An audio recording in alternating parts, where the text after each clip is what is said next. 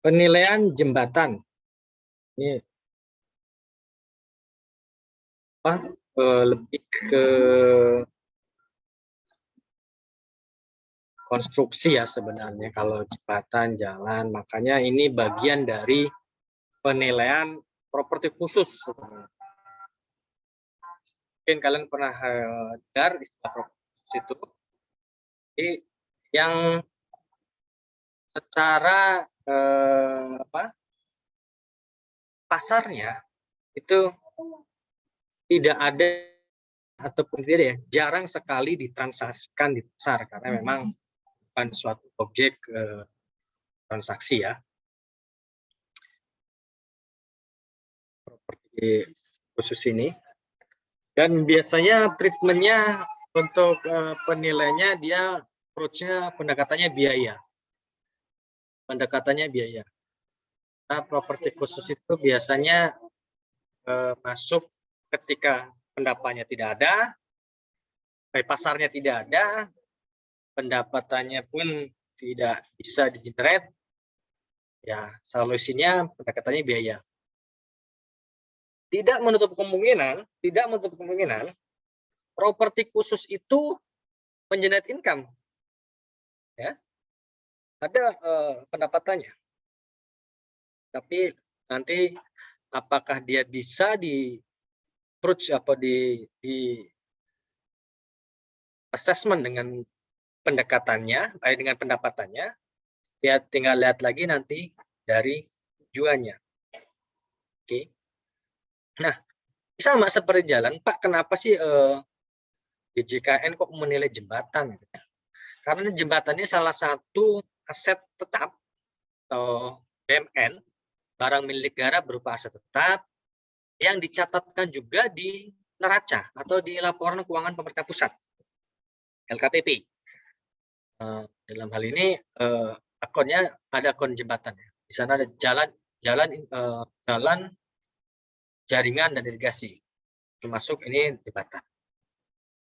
Nah, kalau saya bilang tadi di awal pendekatan biaya, ya itu akan lebih mudah ketika jembatan atau properti itu sebuah properti yang baru, ya. Karena kan kita akan menghitung atau biaya-biaya masih terdeteksi. Pengerjaannya butuh pengerjaan apa, materialnya apa, biayanya apa. Tapi kalau jembatan lama, kayak misalnya kami waktu di 2014 melakukan asesmen jembatan yang akan masukkan ke LKPP, jembatan udah dibangun lama tuh, bahkan jembatan-jembatan yang tinggalan model zaman Belanda ya masih ada, dan itu merupakan aset dibangun oleh APBN yang harus dicatatkan di LKPP. Nah, ada jembatan komersial Pak? Ada. Kalau di Jakarta misalnya di depan kantor saya itu Atrium Senen, itu ada jembatan penyeberangan orang. Dia untuk fungsinya menghubungkan titik yang di Plaza Atrium, Ruko, dan pasar Senennya. Itu jembatan tadinya. Kemudian sama pengelola ditutup, ya, bukan ditutup jembatannya, ditutup kiri kanannya hingga itu jadi ruko gantung, ya, jembatan di atas ruko. Ada orang jual aksesoris, ada jual tas, jual baju, handphone, jual jam, kacamata di situ, ya. Dimanfaatkan untuk ruko. Dan fungsi utamanya tadi kan jembatan, dia menghubungkan gedung yang satu dengan gedung satu lainnya. Sama seperti yang mungkin pernah lihat di Mangga 2, itu kan ada jembatan di Jakarta. Itu kan fungsi komersial. Atau 2 tahun yang lalu, 3 tahun yang lalu, ketika Sumarekon Bekasi, ya, Sumarekon itu pembang properti, dia mau bikin jembatan yang langsung ke kompleknya dia, tapi melintas di jalan nasional. Jadi jalan-jalan yang di Bekasi itu, Pantura itu, dia akan lewat di atasnya. Nah, kemarin waktu itu kita berhitung berapa nih sewanya dia, karena kan dia memanfaatkan ruang udara ya di atas jembatan. Nah, itu cukup jadi perdebatan juga, bisa diambil sewanya enggak tuh, karena kan memanfaatkan ruang udara. Tapi itu punya jalan Pemda ya waktu itu, bukan jalan nasional. Jadi yang memutuskan itu kemarin pemerintah Kota Bekasi. Entah itu disewakan atau enggak, itu melintas atau dia kompensasi aja membangun apa gitu. Sumarekon diminta oleh Bekasi bangun bangunan untuk pelayanan pada masyarakat. Baik. Kalau dari definisinya, jembatan ini adalah konstruksi ya, struktur konstruksi yang berfungsi untuk menghubungkan dua bagian jalan yang terputus oleh adanya rintangan atau halangan. Seperti lembah yang dalam, alur sungai, saluran irigasi, pembuangan, drainase, kereta api, jalan tol, dan lain. Ini pengertiannya diambilkan dari peraturan pemerintah kalau nggak salah, peraturan pemerintah jalan. Ya. Ini kemudian disadur di cap pedoman penilaian jembatan di DJKN. Pengertiannya plok ini sama, diambil aja, diambil code langsung. Nah, halangan atau rintangan di sini bilang lembah ya, kita tahu lah berarti antara ujung yang satu dengan yang satu ada penghalang, jadi curam. Bisa saja dibikin jalan tapi dia harus turun dulu kemudian naik lagi. Tapi kan kalau untuk memudahkan transportasi dia bisa bikin.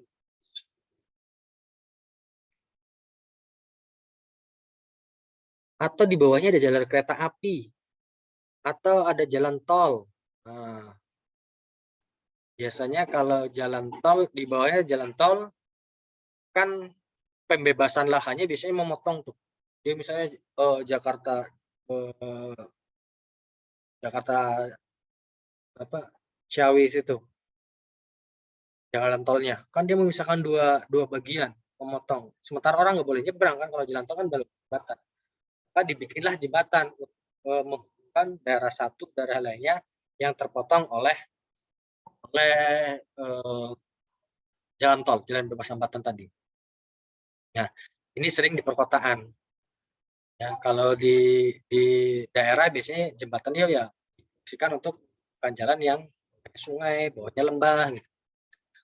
Kalau di perkotaan karena sistem transportasinya sudah makin padat, makin ramai, seakan tumpang tindih.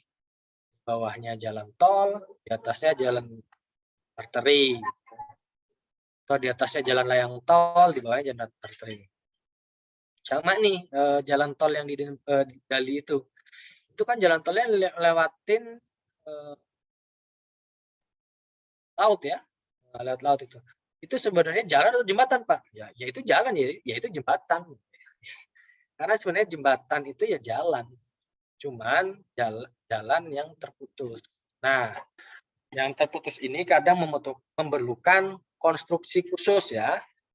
Kalau jalan kan udah di atas tanah, meskipun di atas tanah pun jalan masih menggunakan fondasi, entah itu fondasi bawah atau fondasi atasnya, tapi tidak sekompleks dengan konstruksi dari sebuah jembatan. Oke, nggak bisa lewat. Bentar.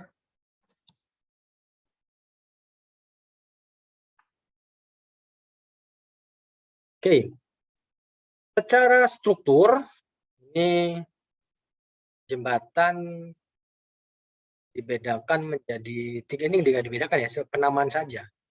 Dari struktur ada struktur kayu, beton bertulang, jembatan gantung. Jembatan gantung pun ini hampir sama dengan kabel stay ya. Ini konstruksinya kan sama. Jadi kalau kayu ya terbuat dari kayu ya. Baik tiang, gelagar atau lantai jembatannya bikin dari kayu. Atau jenis kayunya macam-macam. Ada kayu yang kuat, kayu jati, ataupun pakai bambu.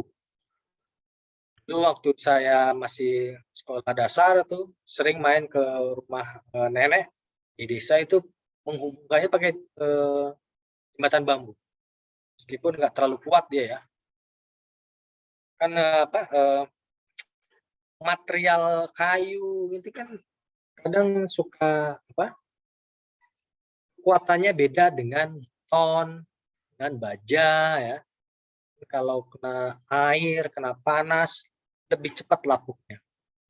Beda kalau kayu yang terendam air. Kayu kalau terendam air, dia akan lebih kuat, lebih mengeras kekuatannya ya. Tapi kan kalau jembatan kan ekspos ya. Di atas itu ya kehujanan, ya kena panas, ya dilindas mobil, ada ban jalan, patah kayunya kan, lapuk, keropos. Nah, ini seperti ini contohnya. Jembatan kayu ini, tiang sandarannya kayu, lantainya kayu. Tapi ini kalau lihat dari gelagarnya sepertinya pakai baja ini. Jadi sebenarnya campuran, karena gelagar ini yang memanjang ini biasanya baja ini. Karena kalaupun misalnya harus kayu, kita tidak pernah, jarang ya, kayu yang lebih panjang 4 meter. Jadi kalaupun menggunakan gelagar kayu, dia akan sambung, nanti yang ngelok kunci gitu. Nggak akan sekuat, tapi kalau biasanya kalau jembatan kayu dengan model seperti ini dilewati oleh kendaraan, rata-rata gelagarnya yang di bawah lantainya menggunakan baja. Ini karena betonnya belum masuk aja mungkin. Ini lama-lama kan kayunya habis ya. Gantian kayu lagi, memakan waktu juga. Tiang sandarannya masih menggunakan kayu. Ini tiang sandarannya. Tapi kalau ini nggak ada trotoar ya, orang jalan tetap jalan di sini juga. Jadi satu maksudnya. Memang ini biasanya untuk daerah-daerah yang aksesnya agak susah ya. Jadi untuk pembangunan masuknya truk molen itu yang beton itu mungkin terhambat atau jalan masuknya belum ada. Jadi yang menggunakan material yang lebih memungkinkan dibangun di daerah wilayah itu. Ini cost-nya nggak terlalu banyak sih, kan harga material kayu nggak terlalu mahal. Pengerjanya pun sederhana. Cuman memang kekuatan sama awetnya si jembatan ya, ini seringkali nggak tahan lama lah. Kalau misalnya yang lain bisa 20 tahun, 30 tahun, ini mungkin 10 tahun atau 5 tahun harus maintenance-nya harus rajin. Kan nggak kuat kayunya. Ini sengaja konstruksinya ini. Lantainya terus ada jalur rodanya istilahnya. Sini biar bikin tahanan ini nggak patah, langsung patah. Gelagar lantainya. Oke. Kemudian ada jembatan yang terbuat dari beton bertulang. Kalau ini sih berarti sudah menggunakan besi ya, pembesian, pembajaan, kemudian bikin permesh, isi beton, lebih kuat dibanding material kayu sebenarnya, pastilah. Ini kalau dari PUPR ada jenisnya slab, box girder, gelagar dek, lengkung beton ataupun rangka beton. Ya ini sebenarnya penamaan sesuai bentuknya, konstruksi bentuk dari jembatannya. Nanti kita lihat di belakang. Apa saja, bagaimana beli slab, box girder. Bagian-bagian ada slab, gelagar, rangka, lantai jembatan, trotoar, tiang sandaran. Tapi ada beberapa juga yang tidak menggunakan tiang trotoar. Misalnya kalau jalan jembatan layang itu biasanya nggak pakai trotoar ya, trotoar layang, karena kan orang nggak ada yang lewat. Kecuali curb, pooling pemasangan curb buat maintenance atau pengawasan dari pengelola untuk pembersihan jalan ataupun biasanya untuk pengawasan dari maintenance si jalan atau jembatan. Oke, kalau yang slab itu ya flat ya, rata. Ya modelnya di beton saja, bikin tangan, kemudian di beton, tumpuan dari ujung ke ujung, biasanya pendek panjangnya, tanpa gelagar atau balok melintangnya, slab biasa. Makanya digunakan biasanya untuk daerah-daerah yang volume lalu lintasnya atau dari atasnya nggak terlalu banyak. Dan gelagar kotak ini untuk panjang benang hampir 12 meter ya, karena ini biasanya dari pilar ke pilar lain atau yang mengikat besinya itu disesuaikan dengan nanti beban yang akan melintas di atasnya juga. Tapi ini bisa sampai 100 meter nih jika menggunakan aplikasinya Prategang. Oke. Gelagar deck ini hampir sama sebenarnya, cuman gelagar bentuknya saja yang berbeda ya. Kalau tadi bentuknya kotak, kalau ini deck rata ya. Memanjang saja. Isi diantaranya di saling mengisi. Kemudian ada jembatan gantung. Nah, ini biasanya ikonik ya, jembatan ikonik seperti di Balerang itu Batam, Suramadu itu pakai gantung juga, ya ada kabel state-nya, terus Pasopati dia kabel state sama gantung juga. Tapi mungkin yang terkenal ini filmnya Spider-Man ya, yang di New York itu jembatan gantung juga. Dia pakai sling bajanya tuh kan, ada menara, sling bajanya sebagai mengikat pohon dan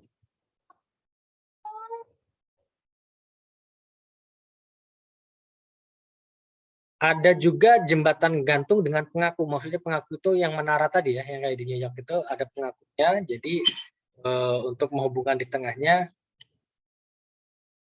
dibikin menara. Tapi ada juga jembatan yang tanpa menara. Jadi bentangnya panjang, benar-benar panjang, bergantung pada kabelnya. Benar-benar bergantung pada kabelnya. Kekuatan dari si sling bajanya ya, kabelnya itu sling bajanya.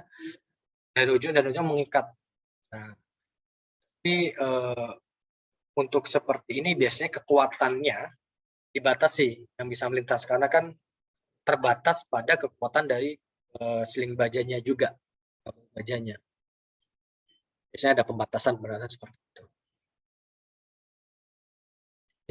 Ini hampir sama dengan sama sih, ini kabel itu jembatan gantung sebenarnya.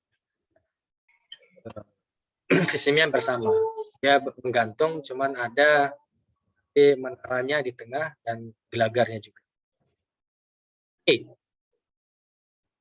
Kalau dari konstruksi itu secara konstruksi, secara tekniknya itu bangunan jembatan terbagi menjadi 2 bagian, ya, bangunan atas dan bangunan bawah, superstructure dan upper structure, lompat ini. Kalau di sini kalian bisa baca, nah bagian atas, struktur atas itu ada lantai jembatan, ada gelagar jembatan, dan ada bangunan lainnya. Ya. Lantai jembatan, gelagar jembatan, bangunan lainnya. Sementara untuk struktur bawah, ada pondasi, ada pilar, ada kepala jembatan. Ini pengelompokannya ya. Nanti kita lihat di gambar teknisnya.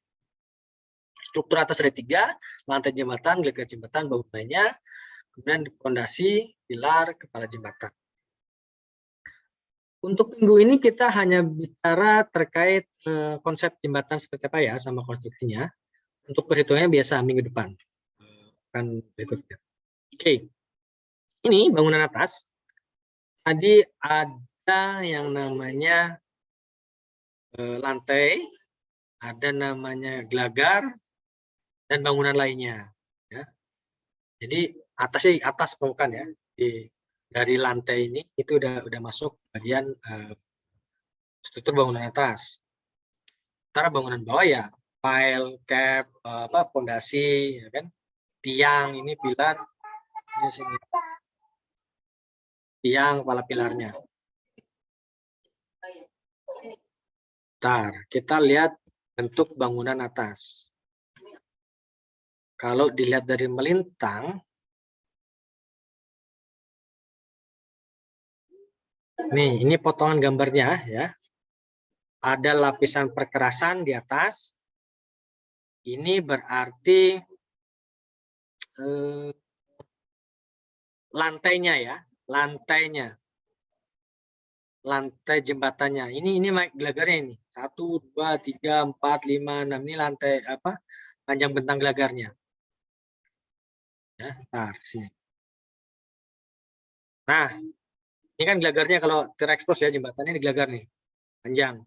Nanti ditutup di sini di atasnya entah itu pakai beton, entah itu aspal itu lantainya. Ini gelagarnya ini bagian atas ini. Ini gelagar beton ya. Ini ada sambungan jembatan ya, ini sambungan. Jadi betonnya ini sekitar panjangnya 8 atau 12 meter. Per panjangnya ntar ada sampai ujung sana. Nah, berarti ini per sambungan jembatan kepala pilar yang di bawah itu per 12 meter. Nah, jadi tinggal gelagar betonnya berapa lebarnya ini kan? Ada berapa yang digunakan? Nah, ini ya, gelagar tadi. Di atas juga biasanya kalau yang standar itu yang dulu jambatan ya standar ada bagian untuk orang jalan di sini, trotoar ya. Kan kalau yang di tengah atau di rumahjanya, kalau di jalan rumah jalannya, di sini trotoarnya orang jalan. Kan kalau di sini udah jurang ya, udah sungai. Ini kalau tiang sandar pipa sandaran pendek, biasanya jurangnya nggak terlalu dalam. Jadi orang, kalau lompat pun nggak bahaya. Tapi biasanya jembatan dengan jurang yang cukup tinggi dan dalam, ini tiang sandarnya juga tinggi karena rapat. Salah satunya untuk memitigasi jangan sampai orang jatuh atau tercebur ya. Nah ini kalau dari samping ini maksudnya tiang sandarannya. Kan? Biasanya kalau jembatan-jembatan yang dulu itu model yang pakai baja, yang truss ataupun yang Hamilton zaman apa? Nah seperti ini ya, tinggi. Ini biasanya jurangnya agak tinggi juga. Itu memang konstruksinya udah menggunakan baja ini. Bajanya ini model yang Hamilton atau Warren Truss yang model bukan besinya ya, tapi teknologinya yang bikin ke sana. Teknologi konstruksinya. Besinya bisa di sini bajanya. Oke. Bagian atas tadi mana? Ada lantai, ada trotoar. Nah, ini kalau misalnya di foto gambarnya dari atas ya, kita ngelihatnya dari atas. Ini yang gelagar tadi. 1, 2, 3, 4 itu gelagarnya panjangnya, lebar ke sana panjang. Ini titik 1, oh ini sambungan ya. Ujungnya. Tempat orang jalan, trotoar, curb ya, atau Kenstin yang batasi. Nah, ada juga saluran air. Biasanya di antara curb dan perkasan aspal ini, dua ujungnya ini, kan dibikin agak melengkung itunya jalannya. Jadi air bisa turun. Ini salah satu yang penting juga kalau misalnya jembatan itu berupa jembatan layang atau jalan layang. Apa? Kalau jembatannya jembatan untuk menyambungkan ada rintangan sungai, nggak masalah. Saluran air langsung jatuh ke sungai ya. Tapi kalau jalan layang kan nggak mungkin itu langsung jatuh ke bawah. Kalau hujan orang yang melintas di bawahnya kan akan kehujanan ya, akan kena airnya. Ya, makanya biasanya dia memasang pipa di dekat kepala pilar atau ditanam di dalamnya yang membuang air dari atas. Ya kalau mungkin pernah lihat kalau di Jalan Jakarta ya, di Jalan Jakarta itu yang lihat kok jalan layang seperti rembes basah. Nah, itu biasanya saluran airnya bocor. Itu harus segera diperbaiki itu. Enggak bisa membuat apa namanya? Rembes lama-lama menggenang air, mengikis beton, nah, bisa lapuk juga ya. Bisa bocor atau bahaya bisa roboh. Baik, ini bagian atasnya. Sementara kalau lihat bagian bawah, nah, ini di sini tuh ada pilar, ada kepala pilar, ada pondasi, ada pasti ya. Karena kan yang mengikatnya itu. Ini gridernya. Ini pilarnya ya, 1, 2, 3, 4. Nanti kalau menghitung pun seperti bilang berapa jumlah pilar yang dibutuhkan. Jumlah pilar yang dibutuhkan ini tergantung lebarnya jembatan sama panjang bentangnya. Menghitung apa? Kekuatan dari si lantai jembatan itu berapa ketika nanti dia dilewati oleh beban statis atau beban geraknya. Itu dipertimbangkan. Tentu saja dengan menghitung material yang digunakan untuk jembatan itu, ya. Nanti berapa kekuatannya? Bentar, gambarnya lompat-lompat. Nah, ini kalau dilihat dari bawah, ya, gelagar, ini pilar, ini kepala pilar. Tentu saja di bawah pilar ini nanti ada fondasinya ya, fondasinya. Entah itu tanamnya seperti apakah dia terus bersempat atau yang seperti ini biasanya fondasinya Franky ya, yang ditanam. Ini paku bumi kuat. Nah, ini kepala pilar lebarnya sesuai lebar jembatan, ini panjangnya berapa? Kalau seperti ini nih gelagar beton ini, gelagar beton. Jadi dia tinggal ditempel. Bentar. Oke. Ini ya ini kalau ini abutmen sebelah yang di ujung ya, nanti yang di pinggir-pinggirnya ada abutmen. Tapi kepala pilar pun sebenarnya seperti ini akan sama. Cuma dia bentuknya di tengah sini. Ya. Nanti ini untuk memasang di sini kotakan ini memasang gelagarnya, nanti ditempelkan begitu. Ya, ada yang buat ngikatnya, buat diurutkan. Nah, ini sebenarnya akan sama pilar dan abutmen. Yang membedakan adalah kalau abutmen itu ada di ujung, ya. Yang masing-masing ujung itu abutmen. Abutmen sama pilar sama sebenarnya. Cuman penamaannya karena dia di ujung namanya abutmen. Nah, pilar ini, pier, kalau misalnya di bawahnya sungai atau air atau apa juga, itu nanti dibor, ditanam sampai nyentuh titik tanah kerasnya, tanah padatnya. Baru nanti dibikin pondasinya. Ini nanti mempertimbangkan ketinggian air tahunan juga. Jadi sebelum bikin jembatan, orang itu melakukan riset. Kalau misalnya di bawahnya itu air ya, jadi tinggi permukaan air selama setahun rata-rata di mana? Sampai ketinggian berapa? Ini dihitung. Misalnya kalau lagi musim penghujan, debit air banyak, itu ketinggian air sampai sekian meter. Nah, fondasi itu pilar pun harus menghitung seperti itu juga. Sampai ketinggian airnya. Sampai bagaimana si pilar itu ketinggiannya sampai berapa. Nah, di abutmen sini, di kiri kanan nanti ada yang namanya oprit. Oprit itu apa ya? Bentar. Di daerah sini, ini nanti ada timbunan tanah. Sampai sini biasanya. Yang menahan abutmen di kiri kanan. Kiri kanan. Ini fungsinya buat kekuatan abutmen itu sendiri. Karena kalau udah di ujung, biasanya struktur tanah itu lebih cenderung untuk lemah. Dia seringkali kayak kalau air kan erosi, gugus segala macam itu ya. Nah, di sini bisa ditimbun namanya oprit ya, timbunan tanah.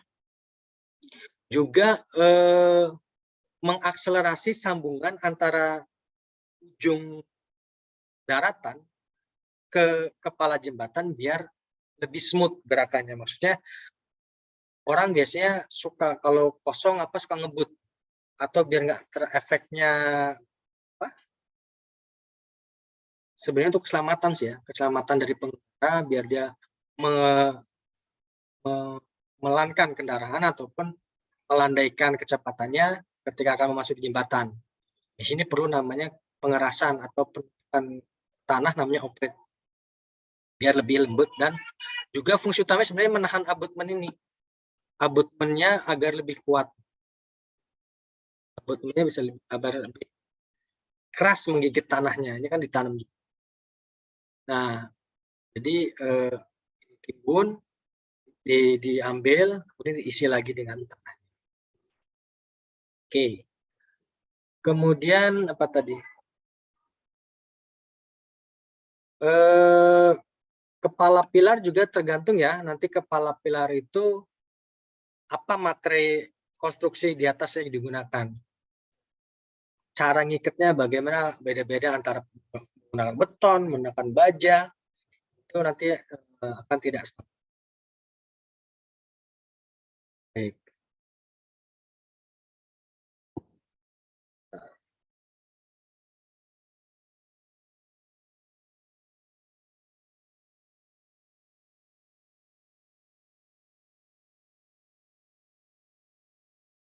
Ya. Oke, bagian atas, bagian bawah.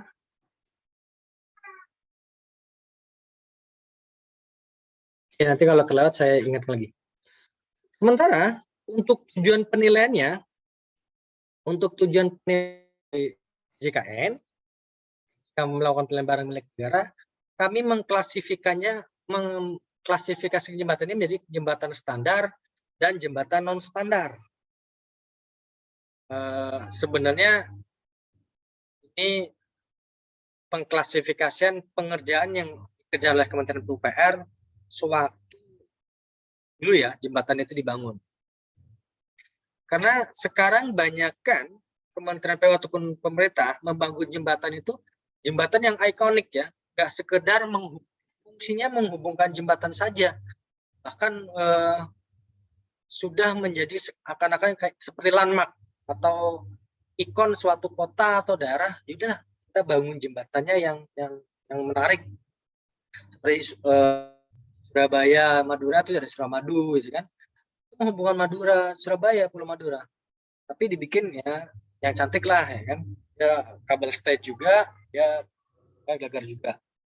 Atau jembatan layang Pasopati di Bandung ya, kan cantik tuh kalau malam lampunya nyala, dia menggunakan kabel stay juga menggunakan beton baja ya, kalau misalnya menggunakan baja belakang baja juga. Nah, karena ini pengaturan yang dulu ya, pengaturan di 2015, jadi kami masih mengklasifikasinya dalam 2 kelompok. Kenapa jembatan standar? Karena kalau jembatan standar seperti jembatan yang ini kan bentuknya kan sama semua nih, ya. Jika konstruksinya kan sama, tinggal nanti lebar bentangnya saja yang berbeda, ya. Dari konstruksinya, berapa besi bajanya yang digunakan, lebarnya, trotoarnya, kerbnya, gitu kan. Ini akan sama. Untuk cara pengerjaannya, bandingkan misalnya dengan jembatan Pasopati, ini kan ya bisa direproduksi lagi seperti ini, bikin lagi seperti macam yang di Barelang ya, di Batam itu nggak salah, hampir seperti ini modelnya. Jadi sebenarnya pengklasifikasian standar dan non standar untuk saat ini kayaknya nggak relevan ya, karena memang pembangunan jembatan yang baru lebih sudah non standar kalau ngikut aturan ini. Cuman untuk kami masih menggunakan standar non standar untuk membedakan saja bahwa yang standar itu lebih ada blueprintnya, pengerjaannya seperti apa. Sementara kalau non standar ini kalau orang sipil bilang harus menggunakan quantity survey, dia harus pengerjaannya antara yang satu dan lainnya akan berbeda pengerjaannya, nggak bisa distandarkan. Oke, saya nggak usah bingung dengan terminologi ini, karena ketika jembatan non standar, karena yang diatur di cap kebutuhan ini, kebutuhan dirjen ini adalah yang standar, yang kita bisa mengestimasi pengerjaan sebuah jembatan, konstruksinya, material yang digunakan itu akan sama, ya, akan sama. Sementara misalnya jembatan kabel stay tadi sama modelnya kabel stay, tapi ada perhitungan yang nggak bisa disamakan. Baik, kalau jembatan standar itu ada box culvert, flat slab, gelagar beton 1, gelagar prategang 1, gelagar beton T, ini maksudnya modelnya bentuk T ya. Gelagar prategang I atau 1, ini maksudnya modelnya bentuk seperti huruf I. Kemudian rangka baja dan gelagar baja. Nah, kalau box culvert ini biasanya kalau model gini untuk irigasi atau gorong-gorong. Jadi ini udah cetakan. Nah, ini udah cetakan ya. Ini udah cetakan. Tinggal dipasang, disambungkan, kemudian di atasnya karena kan udah cetakan, udah kotak, tinggal diuruk dengan lapisan atas permukaannya, memakai pasir tanah, kemudian di aspal atau menggunakan beton, silakan aja. Intinya bahwa jembatan ini udah punya jadi kan kotak dia itu udah ya kotak itu ya jadi gelagarnya, ya jadi kepala pilarnya gitu loh. Tinggal nanti berapa kotak dibutuhkan.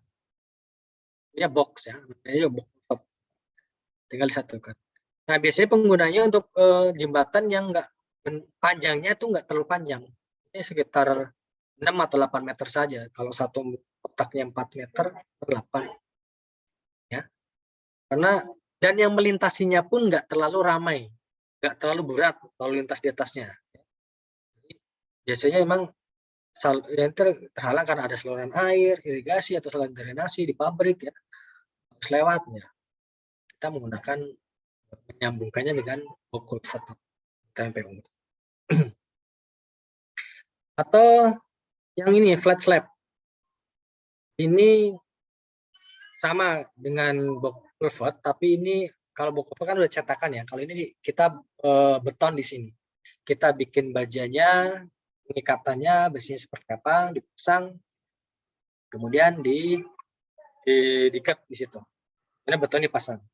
Nah ini kan nggak ada pilarnya ya, pilarnya nggak ada. Ini udah di ujungnya abutmentnya. Pilarnya konstruksinya di ujung-ujung sini. Nah, ini kalau lihat dari sini kan kalau jembatan sederhana ini kan nggak punya pilar di tengah ya, ini kan ada. Jadi adanya di sini aja. Cuman bukan menggunakan abutment seperti ini, pilarnya lebih sederhana. Perhitungannya pun konstruksi volumenya biasanya lebih kecil. Karena memang ini sama kayak box culvert untuk kondisi jalan di mana bebannya tidak terlalu besar, ya kan, lalu lintasnya nggak terlalu padat, tidak terlalu ramai, dan biasanya sungai-sungai kecil lah, sungai-sungai kecil yang di daerah-daerah untuk menyeberangkan, menyambungkan pakai ini, atau lembah-lembah yang terlalu cekung ya. Tapi biasanya sih sungai kecil ini, alirannya masih kecil di hilirnya. Kemudian untuk yang gelagar beton, ini biasanya kalau jalan layang ya, ini gelagarnya pakai beton dan udah cetakan ya, udah nggak beton di situ ya, gelagarnya udah precast, fabrikasi, punya wika beton, wika gedung, wika bangunan, punya itu pabriknya untuk bikin. Jadi dibawa dari pabriknya berupa gelagar panjang, pakai kren, dinaikkan, dipasang di kepalanya, diikat. Biasanya ada semacam lock and lock ya, kayak pasangannya. Pasang tinggal cetakannya, dia akan saling mengunci dan saling mengikat. Kemudian ada gelagar prategang. Ini sama sih, hampir sama beton, cuman ini kan pakai prategang ya. Bedanya di konstruksi materialnya, pengerjaan material yang digunakannya. Kemudian ada rangka baja. Ini jembatan 1980-1990-an, pemerintah Indonesia banyak kan menggunakan ini dulu. Waktu saya kecil, waktu masih sekolah, sering sekali saya menjumpai jembatan-jembatan ini. Bahkan kalau dulu orang tua bilang jembatan impres ya. Kenapa? Ya instruksi presiden. Jadi presiden untuk pemerataan pembangunan jembatan, dibikinlah jembatan seperti ini. Karena ini dulu pengerjaan cepat dan lebih waktu itu ya teknologi paling kuat untuk jembatan seperti itu. Tapi kalau sekarang saya kalau mudik ke rumah gitu, jembatan-jembatan ini sekarang udah dipinggirkan, udah ada di pinggir, jarang digunakan ya kan, udah ada rute baru, udah ada jembatan baru. Ini biasanya sudah tinggalkan, paling kalau lewat arah Pantura itu dipakai jemur padi, dipakai anak main bola ya, karena udah di Medan, udah ditinggalin nih jembatan, nggak digunakan lagi.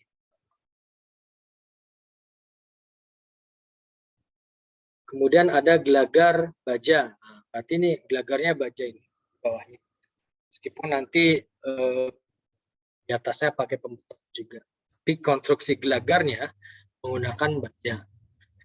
Ini biasanya perlu bentang yang panjang, kekuatannya tumpuannya yang di baja ya. Jadi sekarang baja itu sekarang mahal ya untuk source-nya. Ferronya itu kan nikel biji besinya itu sekarang sudah susah dan mahal, makanya jarang ditemui lagi jembatan yang akan lebih baja, lambung baja, batu baja, karena orang udah cost efisiennya lebih murah di beton, entah itu nanti aplikasi atau kita membeton langsung, dan kekuatannya pun lebih lama tahan. Sementara untuk yang jembatan non standar ada pelengkung beton, pelengkung baja, box girder, kabel state.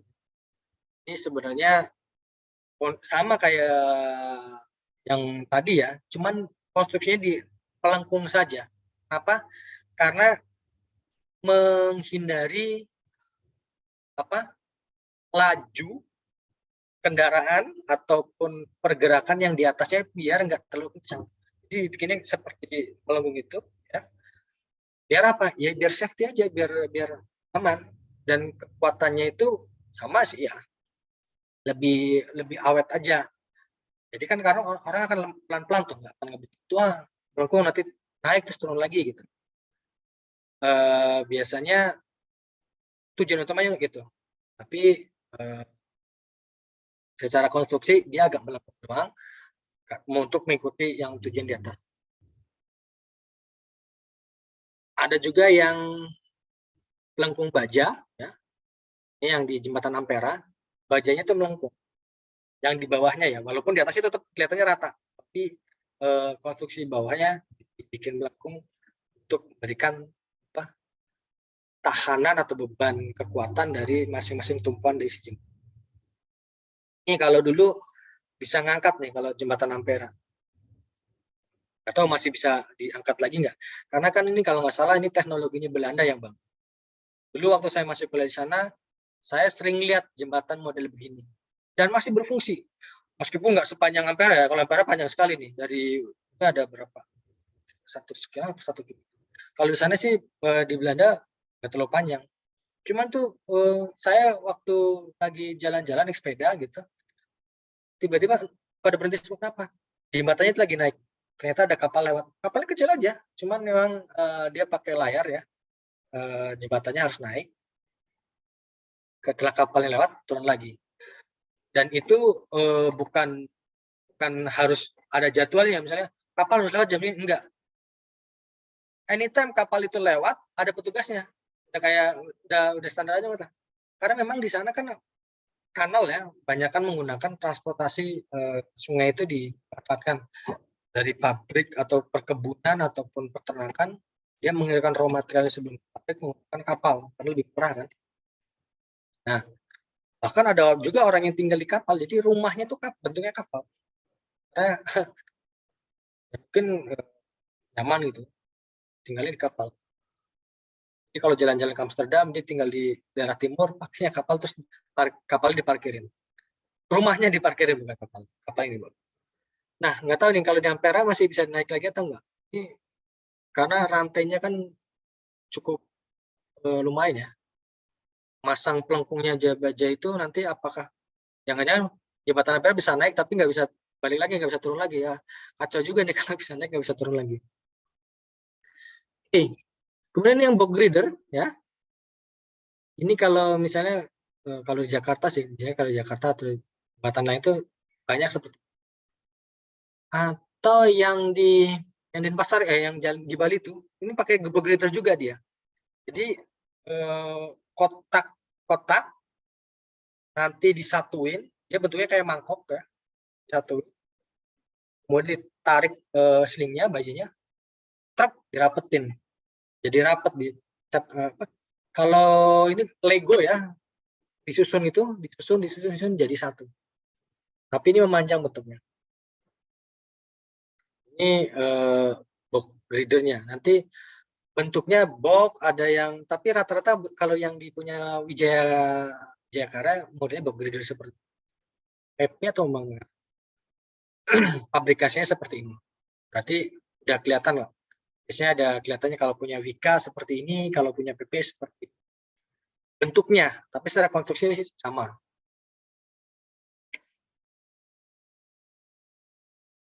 Oke, ini tadi udah. Oh ya, kalau bangunan atas sama ya, itu paling ada tiang sandaran, trotoar bisa dilihat. Oke, sementara itu yang bisa saya sampaikan terkait konstruksi jembatan. Sambil saya ngisi portal, mungkin ada pertanyaan, silakan. Saya ngisi portal dulu ya. Pak, izin tanya. Ini siapa ini? Silakan, Sasha. Iya. Pak, kemarin tuh ada jembatan yang lagi viral loh. Apa? Jembatan di Karawang itu yang dari kapal. Itu menurut Bapak gimana? Sebentar, jembatan dari kapal. Baru dengar saya. Iya.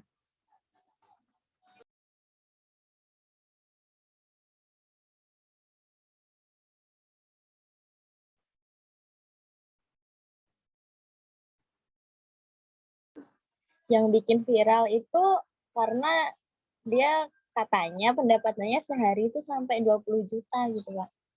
Berarti itu jembatan milik pribadi dong, Pak? Oh, oke. Ya, oke.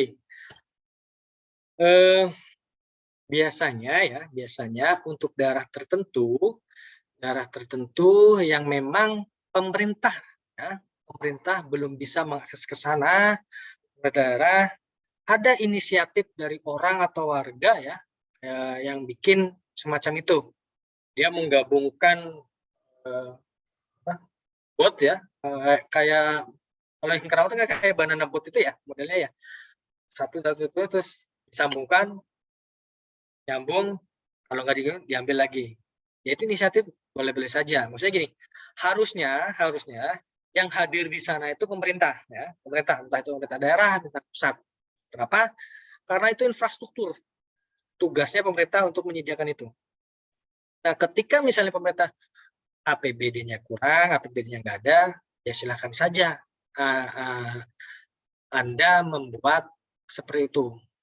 Tapi ya harusnya ketika dia menarik distribusi, itu nanti yang itu pemerintah harus nanya, loh, orang mau bayar itu kan karena butuh ya, dia nyebrang pakai motor dari ujung barat atau ujung timur, itu karena pengen cepat. Kalau enggak, harus muter Pak lama, saya sekolah atau mengejar atau ojek atau apa. Tapi kalau menilai sini aja Pak, bayar 200, bayar 1000, bayar 5000, lebih cepat. Ini kan sebenarnya seperti modelnya jalan tol, ya, jalan bebas hambatan. Jadi orang bisa menggunakan itu, meskipun negara yang bangun, pemerintah yang bangun, tapi dikuasakan karena. Tapi ini beda. Kasusnya ini kan jembatan, Pak. Ini orang butuh ini loh. Jangan-jangan yang di Karawang itu memang itu bukan jalan umum ya. Maksud saya gini, saya belum membaca detail. Apakah itu tadinya merute sebuah jalan yang kemudian jembatannya terputus, atau orang lebih cepat lewat situ? Rutenya lebih dekat Pak, tapi pemerintah belum bangun. Nah, itu harus dilihat juga ya.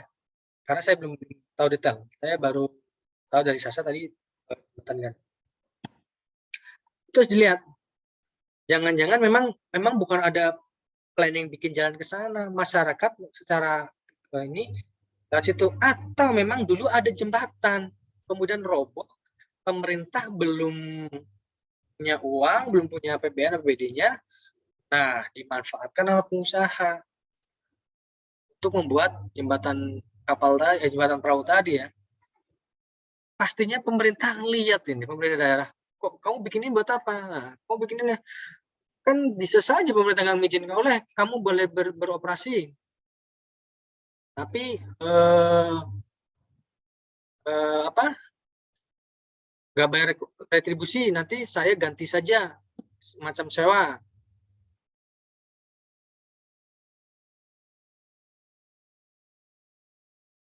Tapi memang harus dilihat juga sih, ini karena kan ini jembatan ini yang itu saya tadi, harusnya pemerintah hadir di sana, meskipun modelnya perahu, meskipun itu Pak ternyata pemerintah juga, ya boleh, bisa saja kan itu pemerintah desa ya, ingat ada pemerintah pusat, negara, pemerintah provinsi, pemerintah kota kabupaten, dan pemerintah desa.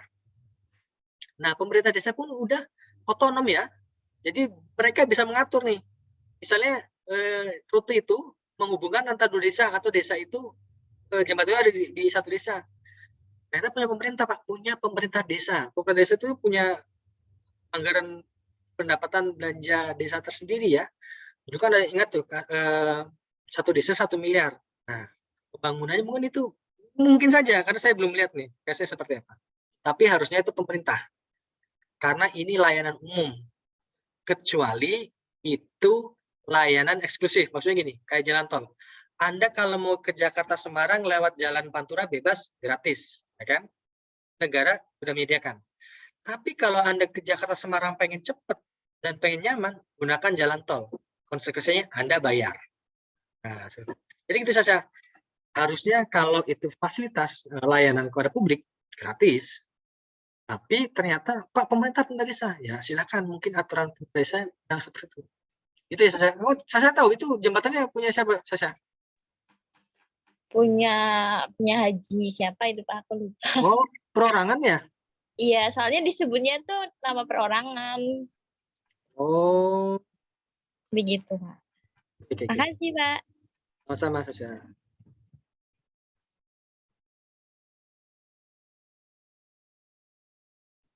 Pak, izin bertanya, Pak. Ya, silakan. Saya sebenarnya cuma penasaran aja, Pak. Kalau tol Bali itu kan dia di atas laut ya, Pak. Itu termasuk jembatan berarti ya, Pak? Ya, apa? Itu kan jalan ya, jalan tol Bali kan lewatnya di atas laut ya. Jadi bukan jembatan, jembatan itu sebenarnya jalan. Jadi bukan jalan jembatannya. Jembatan itu sebenarnya jalan ya, dengan konstruksi yang khusus. Coba dari definisinya, dia menghubungkan dua titik, sama kan? Menghubungkan titik kan jalan tuh. Cuman ini titik yang terputus ya. Terputus kenapa? Ya karena ada itu tadi apa?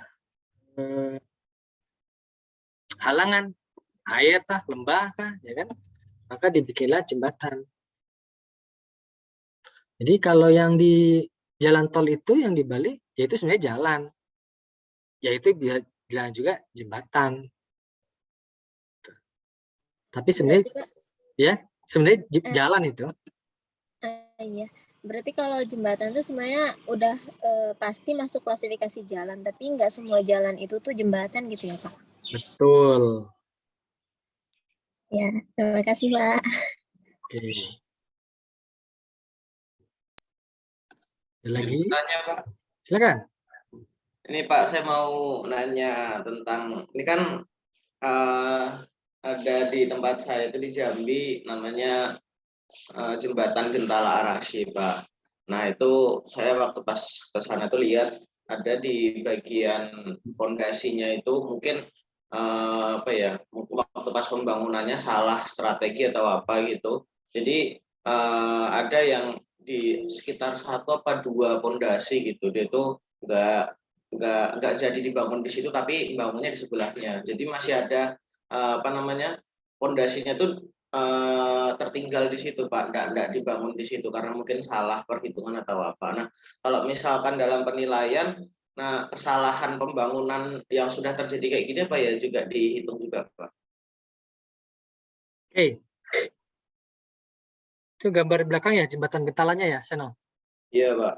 Oke, itu jembatan Gentalanya. Kan gitu ya. Oke, saya bilang tadi, yang tadinya non standar itu akan menjadi standar. Kenapa? Rata-rata kota pemerintah daerah itu pengen bikin yang ikon yang bisa jadi landmark. Ya. Ini sama nih.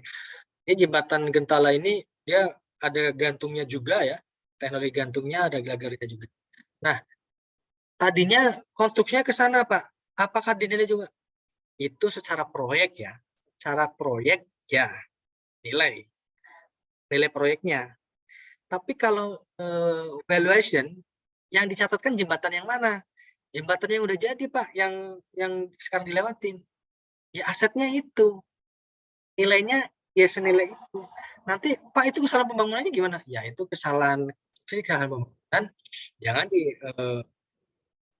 dikapitalisasi atau diakumulasi menjadi sebuah nilai jembatan. Nilainya kalau dari biayanya ya jembatan yang digunakan ya yang ya dihitung biayanya, nggak masuk dalam perhitungan neraca. Kan kita menghitung yang ini. Itu berarti kesalahan dari perencanaan proyeknya. Pak, kalau nggak dicatat, rugi dong kami Pak. Ya silakan, Anda mau mencatat itu sebagai jembatan di neraca asetnya Pemprov Jambi, silakan. Nama jembatannya jembatan tidak jadi, kan seperti itu. Tinggal masukkan saja angkanya, proyek yang tinggal jadi itu. Tapi kalau jembatannya ya harusnya yang jadi saja. Itu nanti tinggal, kalau misalnya BPK nanya atau pengawasannya, di catatan laporan keuangan bahwa nilainya 1 miliar, tetapi terjadi kelebihan atau kesalahan proyek sebesar 200 juta yang jembatan nggak jadi. Itu nanti di catatan saja. Kalau valuation-nya, penilaiannya, jembatan yang jadi aja, Seno. Yang bisa dilewatin. Ya, Seno? Oke Pak. Paham Pak. Makasih Pak. Oke.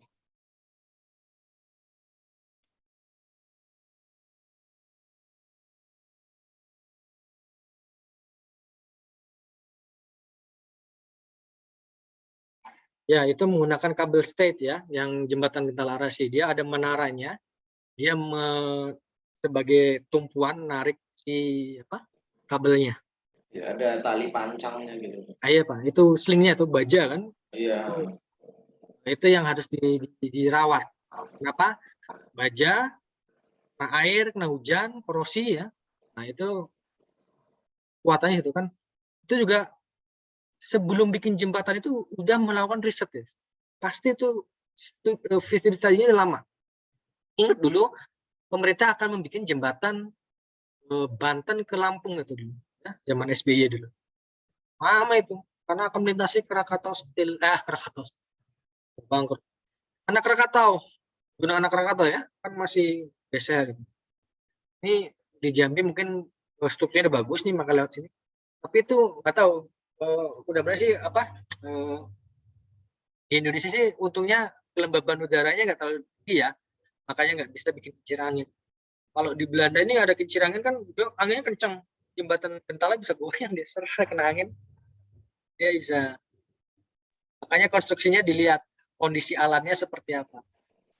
Tapi ini Pak, jembatannya khusus untuk kayak pejalan kaki gitu aja Pak, nggak ada kendaraan motor. Betul, kan kecil dia, makanya konstruksinya nggak boleh dipakai ngelihatnya seperti apa. Makanya meskipun untuk orang kan tetap saja berasa goyang tuh kalau nyampe tengah tuh anginnya kerasa kalau lagi jalan.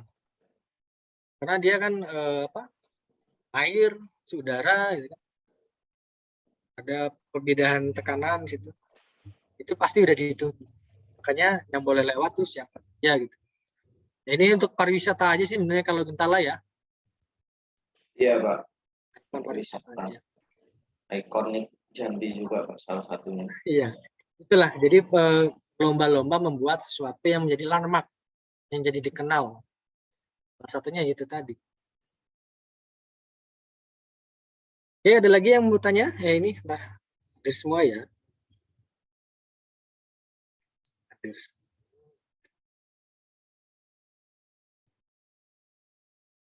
Kalau di Indonesia itu kan jembatan itu ya untuk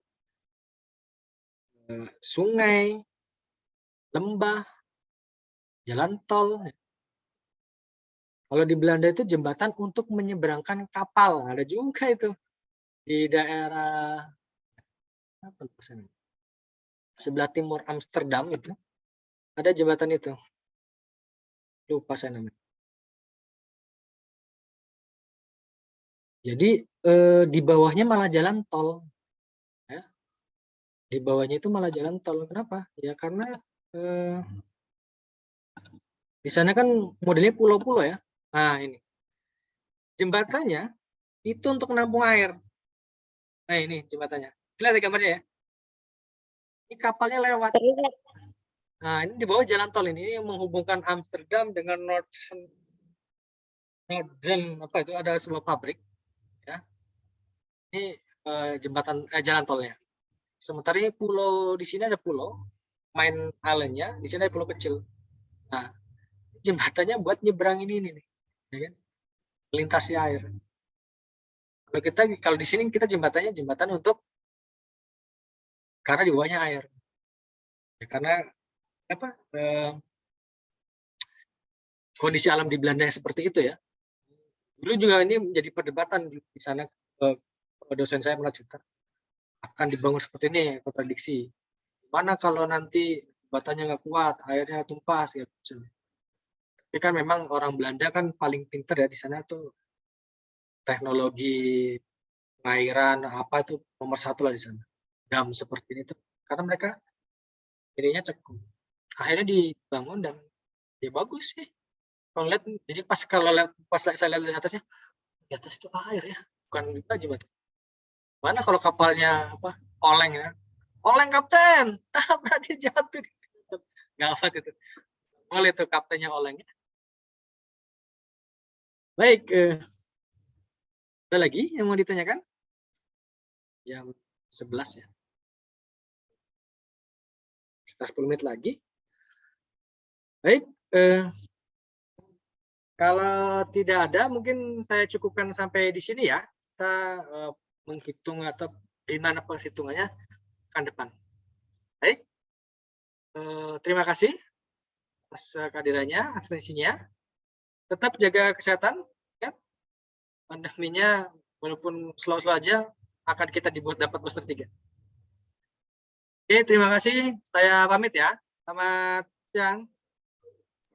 Selamat Terima kasih, siang, Pak. Pak. Terima kasih, Pak. Terima kasih, Pak.